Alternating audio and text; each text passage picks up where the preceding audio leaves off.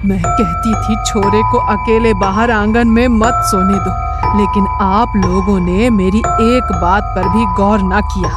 अरे कुछ पता भी है क्या चल रहा है आपके छोरे के साथ? अरे भाग्यवान, क्या हो गया? क्यों आधी रात को शोर मचा रही हो? वसुंधरा कुछ भी कह पाती, इससे पहले ही उसे चक्कर आ जाते हैं और वो बेहोश होकर जमीन पर गिर पड़ती है। अगले दिन सुबह वसुंधरा को तेज बुखार ने जकड़ लिया था।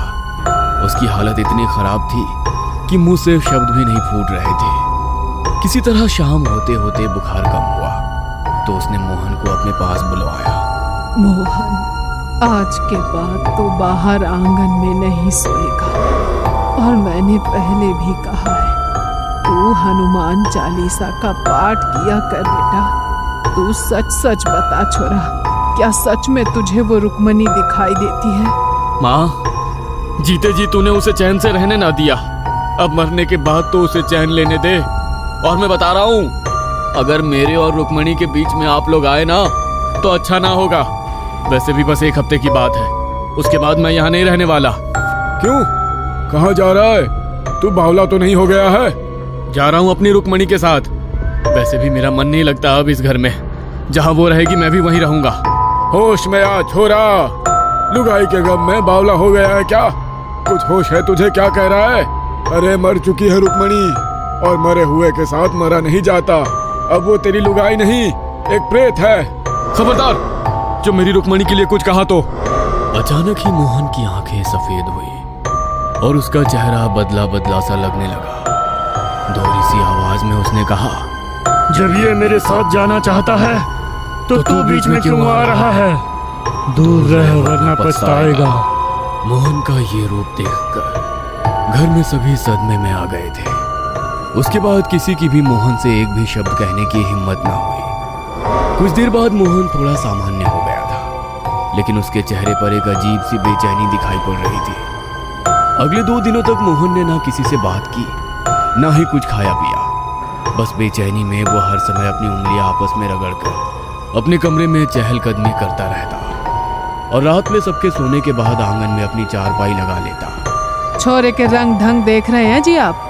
अरे पूरी तरह से उसके बस में हो गया है। अरे लगता ही नहीं है कि हमारा छोरा है ये। अरे मुझे तो लगता है सच्ची में ले जाएगी हमारे छोरे को वो।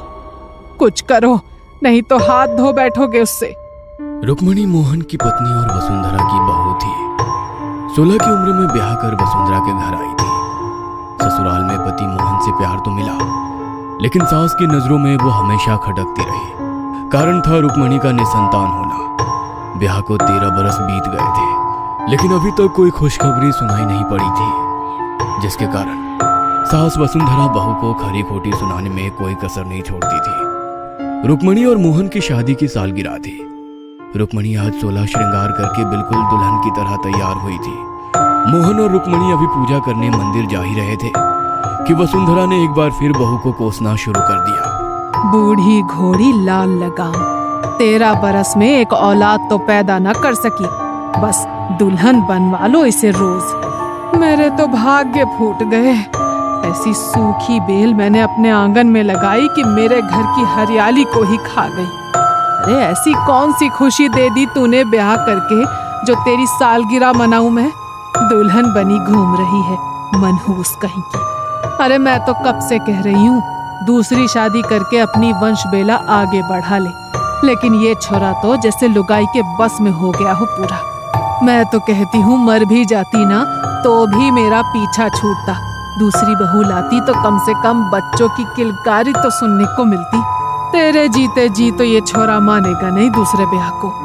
सास का कहा एक एक शब्द आज रुक्मणी के सीने को छलनी कर रहा था। उस पर भी मोहन की चुप्पी उसके सब्र का इम्तिहान ले रही थी। रुक्मणी ने ठहर कर एक पल को पति की ओर देखा और घूंघट में मुंह छिपाकर रोने लगी। जब सास के ताने उसके बर्दाश्त से बाहर हो गए तो रुक्मणी घर से निकली और जाकर सीधा कुएं में कूद गई। जब कहीं घंटों तक भी रुक्मणी घर में दिखाई ना दी तब चारों ओर सब उसे ढूंढने लगे। अचानक ही मोहन की नजर कुएं में तैरती उसकी लाल चुनरी पर पड़ी तो उसके मुंह से चीख निकल गई। वो आखिरी बार था जब किसी ने मोहन के मुंह से आवाज सुनी थी। उसके बाद तो मोहन ने ऐसी चुप्पी साधी कि बात करना ही बंद कर दिया। मन ही मन माँ वसुंधरा भी बहू की मौत से बहुत दुखी थी। गुस्से में वो रुक्मिणी को हमेशा ही बहुत कुछ कह दिया करती थी, लेकिन वास्तव में वो ऐसा कभी कुछ नहीं चाहती थी कि रुक्मिणी ऐसा कोई कदम उठा ले। मोहन को रुक्मिणी की मौत का ऐसा सदमा लगा था कि वो रुक्मिणी की मौत का जिम्मेदार खुद को ही समझने लगा। रुक्मिणी की मौत के बाद उस कुएं के पास अजीबोगरीब घटनाएं घटने लगी।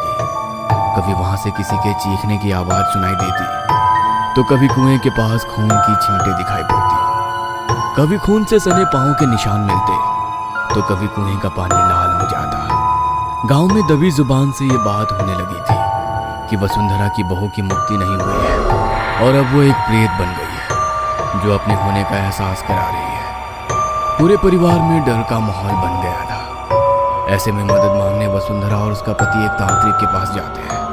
आपकी बहू की असमय मृत्यु हुई है, इसमें कोई संदेह नहीं कि वो एक प्रेत बनकर आपके घर के पास मंडरा रही हो, क्योंकि वो कुआं आपके घर के अंदर ही है। इसलिए सबसे पहले तो आप उस कुएं को घर की 4 दीवारी के बाहर कर दो। बाबा की बात सुनकर घर का दरवाजा गिराकर कुएं के दूसरी ओर से दरवाजा बनाया गया। अब घर के दरवाजे से कुछ ही कदम की दूरी पर ही कुआं था। सबके मन में डर तो अभी भी था, किंतु बाबा के ऊपर यकीन करने के अलावा फिलहाल कोई और चारा नहीं था। जब से दरवाजा बनवाया था, कुएं के पास होने वाली घटनाएं जैसे थम सी गई थी। वसुंधरा भी जैसे निश्चिंत हो गई थी। अब शायद रुक्मिणी की आत्मा उन्हें नहीं सताएगी, लेकिन जिस दिन से उसने अपने बेटे मोहन को रुक्मिणी से बातें करते देखा था, उसकी रातों की नींद और दिन का चैन गायब